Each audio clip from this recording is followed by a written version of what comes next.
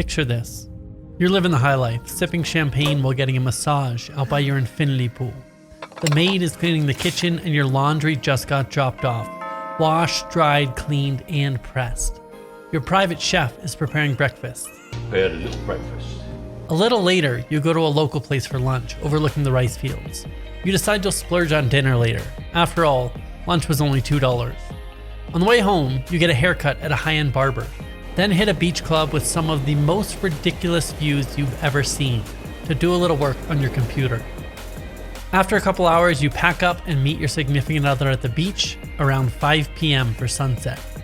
Sitting out on the beanbag, sipping a $1 beer, you feel grounded and grateful and lucky to be alive, watching one of the most epic sunsets you've ever seen with a front row view. Look at that sunset, Truman. It's perfect. Then you hop on your motorbike and hit the fanciest restaurant in town for some wine, appetizers, entrees, and dessert. Order whatever you want. It's a fancy restaurant, you know. Earlier in the week, your partner stubbed her toe. Wow. Stubbed my toe. And just to make sure it wasn't broken, you have the medical team come straight to the house. The medical team is on its way to your location. You don't really like spending time in hospitals, so better to have them come to you. You also use a tailor and get your custom clothes handmade. You go to yoga or the gym 5 times a week, and you finally spend time writing that novel you've been talking about, since you don't have to spend any time on chores. You must have hit the lottery, right? Grandma, you okay, boy? We won the lottery. We won! Nope, it turns out you only make $2,000 a month, and this full day only cost you around $70. On a slow day, you might spend less than half that. And your monthly costs, they break down to this. The flights to get to paradise, free. More on that in a bit. The massage, twice a week for a month, $7 each time for $56 total. The laundry, $2.50 a week. For 4 weeks, that's $10 for the month. The medical visit where they came to you, $35 one time. The barber, $7 once every month. Transportation, $10 in gas. Scooter rental for the month, $60. Cell phone bill, unlimited data for 30 days, $10. Food, a mix between high-end restaurants and regular restaurants, $400, and the villa, $500. Your grand total, well under $2,000 a month, with plenty to spare for discretionary spending, insurance, clothes, and weekend trips.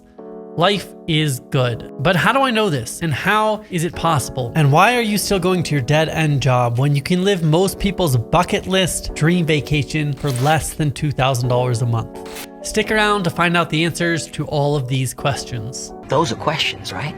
We are on the cusp of an entirely new world. AI-generated media, deepfakes, and elections determined by algorithms. Gene editing, life extension, and designer babies. Millions of jobs being totally destroyed, while more billionaires are being created than ever before. This series gives you the red pill when it comes to work, technology, psychology, and lifestyle design. Learn how to hack your biology, fall in love, beat AI, and make more money than you thought possible. And do it all with a smile on your face. So you can take the blue pill, keep doing what you've been doing, and get left behind. Or subscribe right now and like and share this video to take the red pill and see just how deep the rabbit hole goes. Most people don't realize that their bucket list dream vacation can be had for cheaper than it costs to live at home. And what most people don't see, just how hard it is to do the right thing. You can stay at a nicer place than the $2,000 a night Four Seasons for cheaper than your rent in Denver, Colorado. If you only know the insider secrets to building a life you don't need a vacation from. All of these secrets are right here in my hands. Chapter 1. What you do now. If you're anything like most people, you live in an expensive apartment or house that you don't spend much time in. You have a pretty decent job, but after rent or mortgage, utilities, car payments, student loans, groceries, and going out, there's really not much left over. You might have a 401k match, so at least you feel good about that, although it doesn't look like it's adding up to much at this point. I mean, if you're average, you'll have $167,944 saved up by retirement. Not exactly living like a king.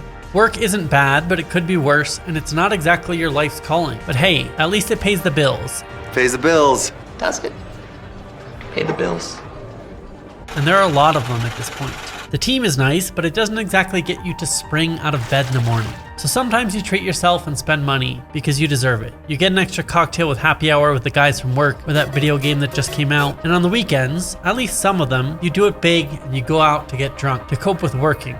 You spend all your money and then you go back to work. But you have to let off steam somehow. It's stressful living this life. Maybe even take one vacation a year. And while it feels a bit rushed, trying to jam all that in, at least you don't have to think about work while you're drinking margaritas on the beach in the Cancun all-inclusive resort.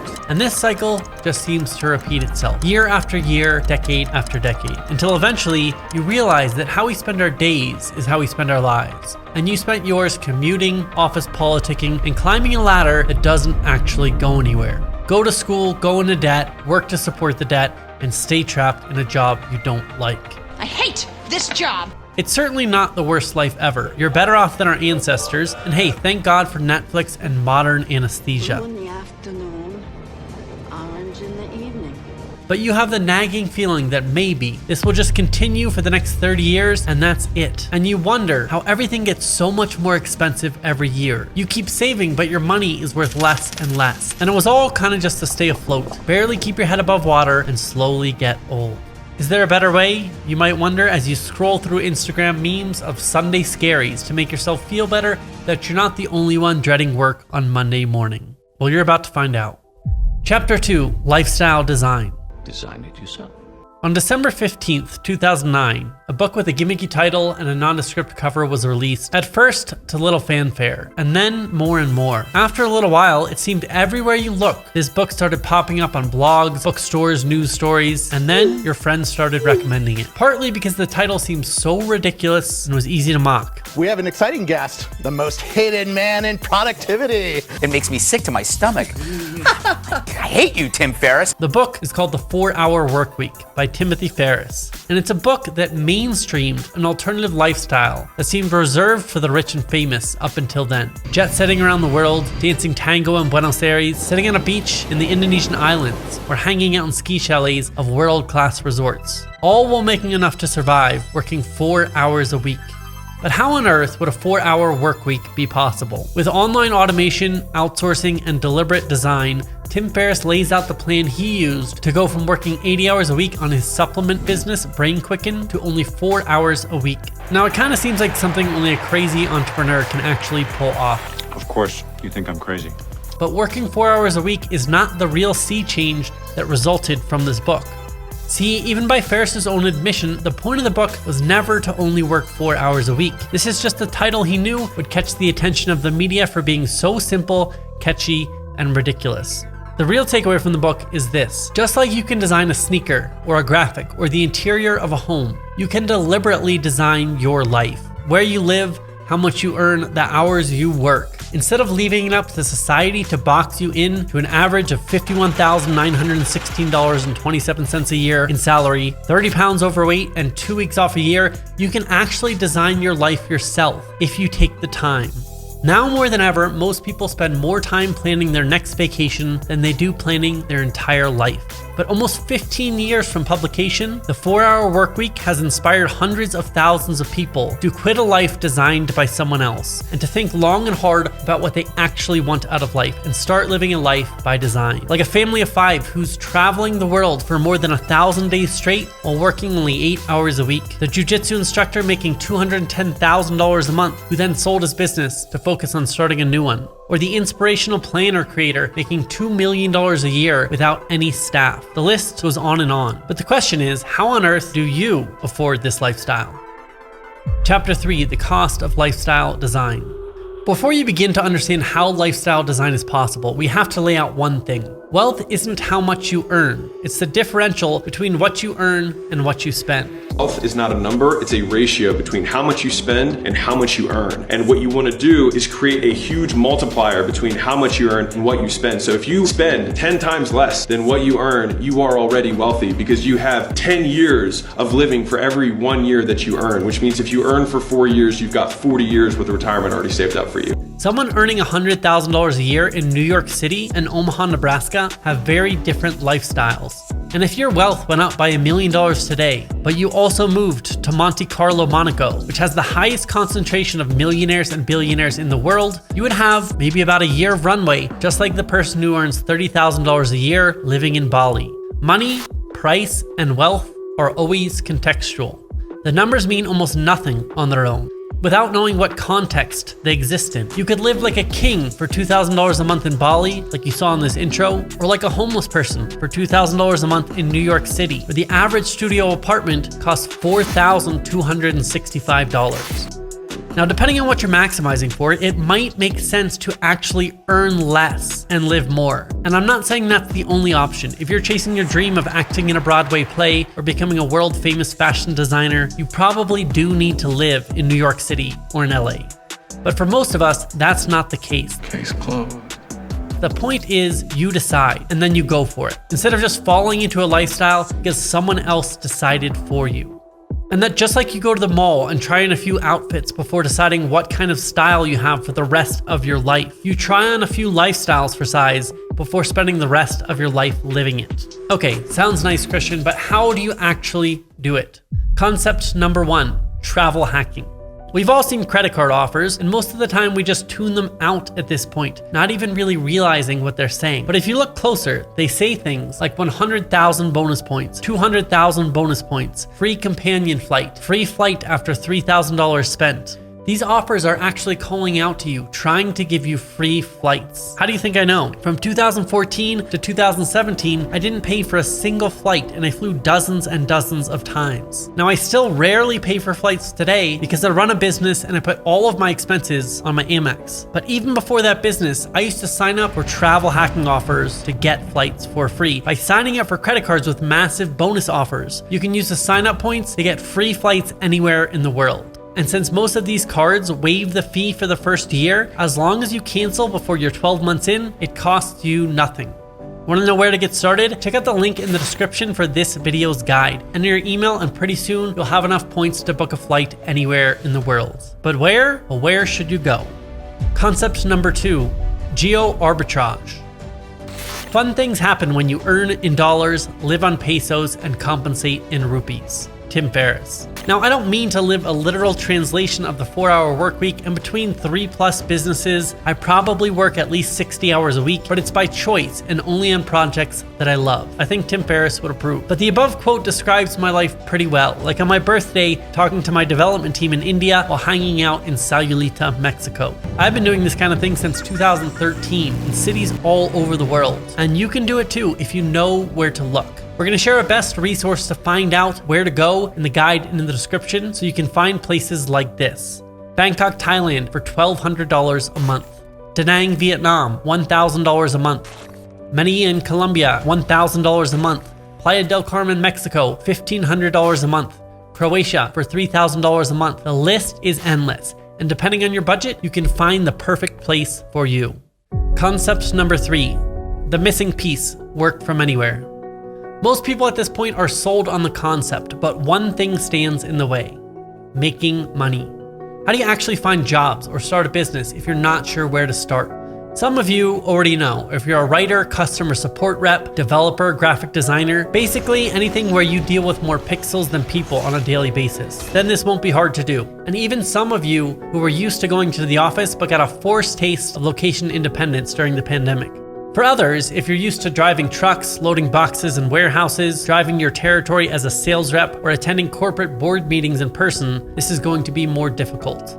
This might be slightly more difficult than I imagined. The first step is to define what you need to earn. Simply take your monthly expenses, add them all up, add a little buffer, and write the number down. This is called your monthly cash burn. Now take a look at all of your savings and divide by that monthly cash burn. This is called your runway. It's how many months you have left before you run out of cash. Now, if you have no runway whatsoever, it's probably best to secure a remote job or start your new business and get it profitable on the side before quitting your job and making any major moves.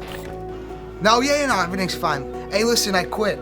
If you have 6 months or more of a runway, depending on your risk tolerance, that's probably enough to either start an online business, become a freelancer, or quit your job and take a month off for some thinking room before deciding what to do next. Because at this point, you have a couple of options. You can get a remote job or start a business. With the advancement of technology, entrepreneurship is getting easier and easier. And just like a Moroccan souk, soon most of the world will consist of individual buyers and sellers, each with their own little company. Now, remote jobs, working for someone else, will give you security, set hours, and a boss. And they're a great way to learn the ropes in a new profession or industry. But they tie you down to making money for someone else and working the hours your boss wants you to work. I expect you to do your work. It's not the worst thing in the world, unless you're like me and you have a serious problem with authority and you want to be able to step away from your computer for more than 15 minutes in the middle of the day.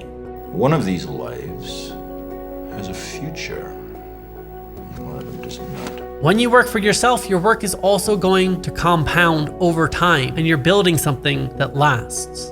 So the remote job is not going to work for some of us. That leaves us with becoming a freelancer or starting your own business. This is going to give you less security in the beginning and an eat what you kill job where all the responsibility lies on you to earn money. Now the flip side of this is eventually you will have more security because there is zero cap on your income and you can literally go from broke to $1 million business in 2 years if you get good at what you do. Now I can't be the one to decide for you what the best thing is for your situation, but I wanted to help you out, so I put together a free PDF. It's alternative income sources that make $2,000 a month plus, and you can look through the dozens of ideas and pick the right one for you. Just go down in the description, click that link, enter your email, and get the free guide.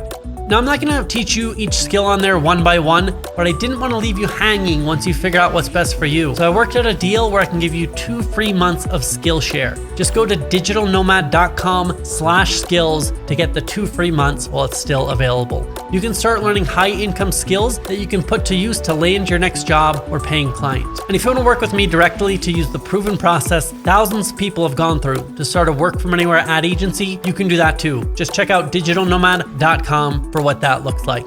And I'll warn you, we're not cheap, but we are worth it. Most people will spend more on their next vacation than they will spend on personal transformation that can turn them from average to a millionaire. But you don't have to be like most people. Chapter 4, the golden handcuffs. Okay, the above sounds nice in theory, just like having a supermodel girlfriend and 6-pack abs sounds nice in theory, but it rarely happens in practice. In a month or a year after watching this video, some of you are still going to your dead-end job that you hate. Why? You might be saying, someday I'd like to go to Bali or find a job that gives me purpose or explore kickboxing. But every time you bring it up, your fiance or your mother-in-law or whoever says, be realistic. I call these the be realistic people. You have bills to pay. What about the student loans? You read an article about being a digital nomad once that says it's not all it's cracked up to be. That must be a sign you should keep doing what you're doing, right? I got one chance. I got one chance. Show me a sign. I mean, the standard American life produces $51,916 a year, 30 pounds overweight, and you get the rest. If you take the same actions as everybody else, this is what you will get, but at least you'll fit in. And even if you can't admit it to yourself, fitting in is important. Humans are hardwired to belong. And the people you adhere to right now live a very different lifestyle than the one we've been describing. And in order to live that life of luxury and purpose and meaning, you have to do things that mess with your sense of belonging.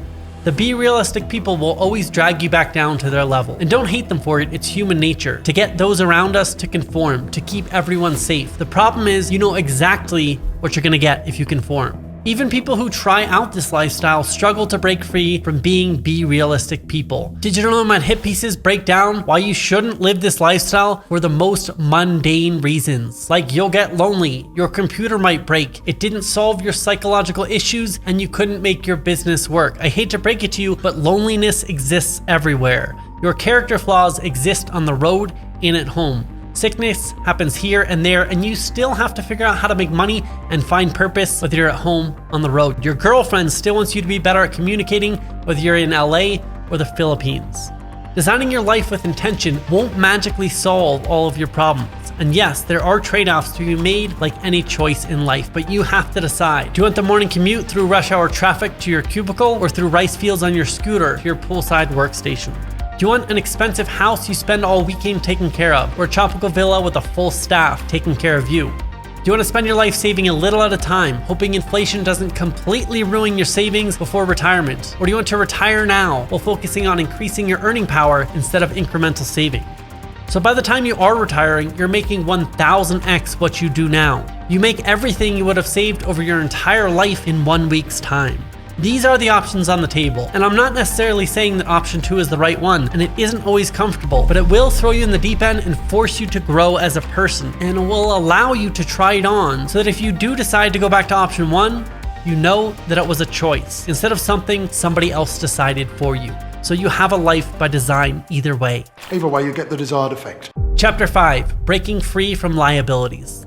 Okay, maybe it's not just peer pressure and uncertainties holding you down. You have actual responsibilities because you're an adult. You have car payments, mortgages, kids, student loans. So what do we do about this? It feels like it's insurmountable, but I have 3 words for you. The sharing economy. It's the easiest way to turn liabilities into assets. Instead of paying your mortgage, rent out your house on Airbnb and let someone else pay it for you. Do the same with your car on Turo.com. And your kids on rentmykids.com. Okay, I'm joking about that last one, but you can bring your kids with you. And if you forget them by accident, they'll have a nice Home Alone experience that they'll remember forever. Consolidate your student loans and credit cards and make a plan for monthly payments. And it's not just actual liabilities you have to worry about. There's psychic liabilities too. Worrying about the mail and what I call life admin, paying your bills, staying on top of things. So I recommend, number 1, you cancel all subscriptions, magazines, clothing delivery, streaming services you're not using, anything else that shows up at your house. Number 2, put all of your bills on autopilot, your mortgage, your water bill, electricity, and a minimum or full balance credit card payment, so your credit card payments are never late. You should never miss a payment for anything because you're having too good a time with your life. Automate all of this so it happens in the background. And if you leave your house empty, you can set up security cameras so you can check in from afar. And if you need important mail, you can set up a digital mailbox where your letters get scanned in and uploaded as PDFs. You can even set up power of attorney if you need it, so somebody else can sign legal documents for you while you're away. Celebrities do this all the time, but with e-signatures these days, most likely you don't need it. If you want more tips on how to pack for going abroad, I recorded a whole packing episode on the Work From Anywhere podcast. Check out that podcast linked to in the description below. Chapter 6, preparing to leave. Once we've picked out a place, taken a break from our job, or made plans to work remotely and cleared up logistics at home, it's time to actually book a ticket. But commitment is hard and it brings up all sorts of unknowns. Did I really take care of everything? Can I really do this? Am I crazy? The solution to all of this doubt is just to go on your computer and book the ticket and worry about all the unknowns later. Just do it. Don't let your dreams be dreams. Once it's booked, you have 48 hours to cancel, so you're not even committed. But you probably won't cancel. You just need to get over the resistance you feel, and that mouse is hovering over the buy button, and you're second guessing the dates, the place, and your entire ability to do what feels like something a crazy person would do in the moment. I know this because I feel this every time. But what you're about to do is not irreversible. You're not getting plastic surgery or donating an organ. You're simply taking a short test drive on a new lifestyle. You're taking a dive into a new culture and a journey into self-exploration. The first time I did this, I booked a 1-month ticket to Costa Rica and ended up moving out of my house for 2 years straight. And I didn't really stop traveling even now, almost 10 years later. Because letting go of all of your baggage and getting out of your local culture and finding out who you really are will blow your mind and will unlock an entirely new world for you. It will get you unstuck. It will transform you into a new person. And besides, you can always come back immediately if anything happens. I've eaten breakfast in Monte Carlo and been home in time for dinner with my family on the East Coast. The world is really not that big with commercial air travel. You can be in Mexico sitting on the beach before lunch tomorrow if you really want to. So what do you really want to do? Interlude. But.